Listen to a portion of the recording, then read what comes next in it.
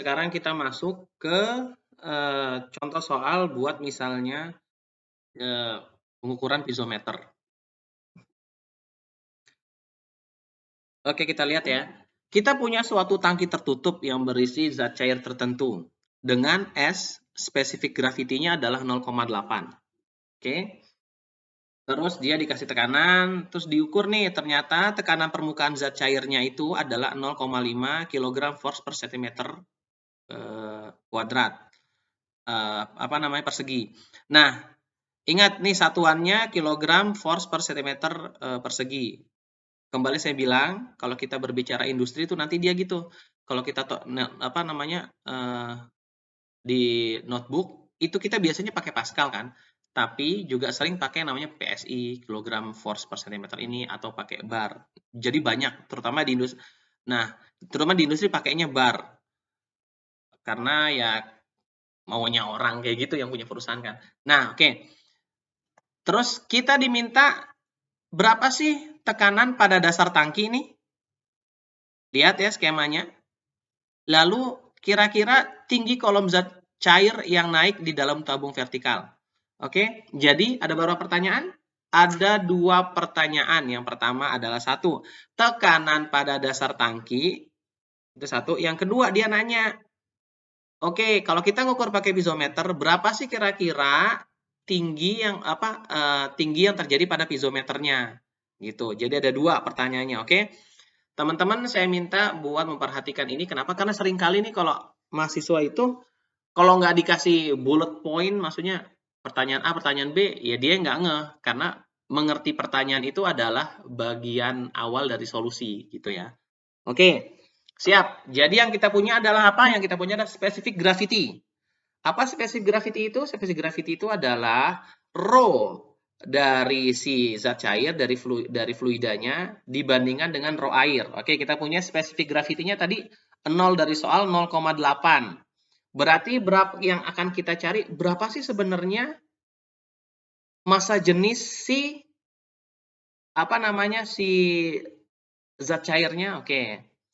Karena kita punya S sama dengan massa jenis zat cair dibandingkan dengan massa jenis air, maka kita punya massa jenis zat cairnya adalah 0,8 dikali 1000. Oke? Salah satuannya ini 800 kg force per meter kubik. Oke, siap. Terus berikutnya, ini kita jadikan satu data. Sip. Berikutnya, kita punya tekanan, nih P0 nih, tekanan di atas zat cair nih, di luang rongga ini ternyata tekanannya ada 0,5 kg force per cm persegi. Ingat, kita harus konversi kalau bisa semuanya ke yang satuannya internasional. Bawahnya jadi meter, kalau meter, meter semua, jangan sentimeter. Kalau misalnya sentimeter ya yang ini nih, harus sentimeter juga, tapi ya kita bikin ke meter.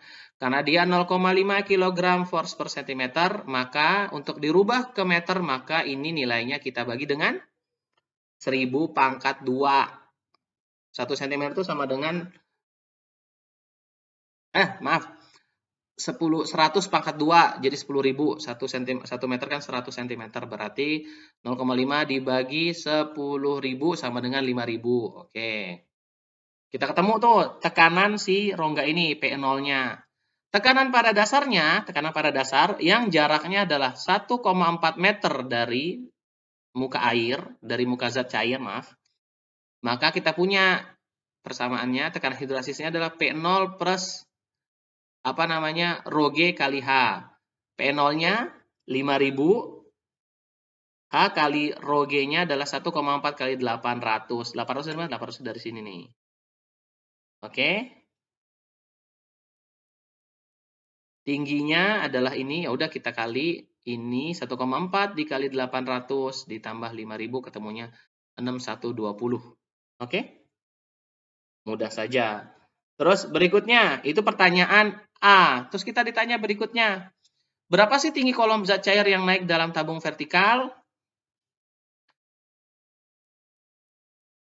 Tekanan pada kedalaman, kalau ternyata piezometer ini diletakkan tubnya ini, tabungnya, itu diletakkan pada kedalaman 1 meter dari muka zat cair. Oke, ya udah sama juga berarti 1 kali 800 adalah rho-nya, tambah 5.000, 5.800. Oke.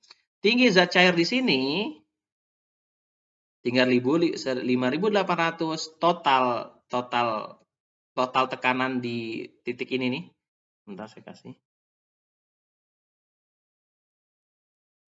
Total tekanan di sini dibagi dengan rho-nya, ya udah berarti 5.800 bagi 800 ketemunya adalah 7,25 meter.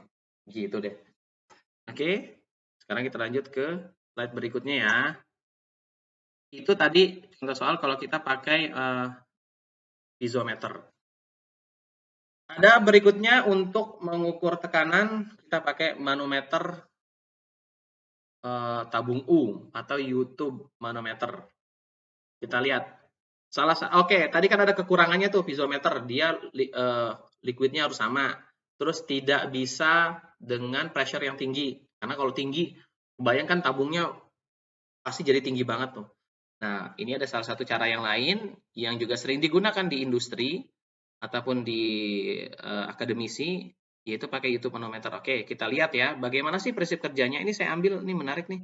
Ini dari pelajaran SMK, tapi dia ngejelasinnya dengan ya lumayan jelas. Kita lihat ya.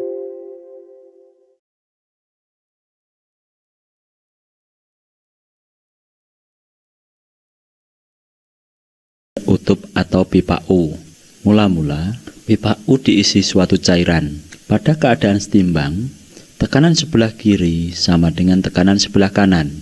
Apabila pipa U diisi oleh suatu gas, maka gas akan menekan suatu cairan tersebut. Pada titik ini, yang berhubungan dengan gas merupakan tekanan absolut atau tekanan total. Sebelah kanan terdapat beda ketinggian. Beda ketinggian ini merupakan suatu tekanan gag atau beda tekanan. Kemudian, bagian atas atau tekanan atmosfer akan menekan ke bawah.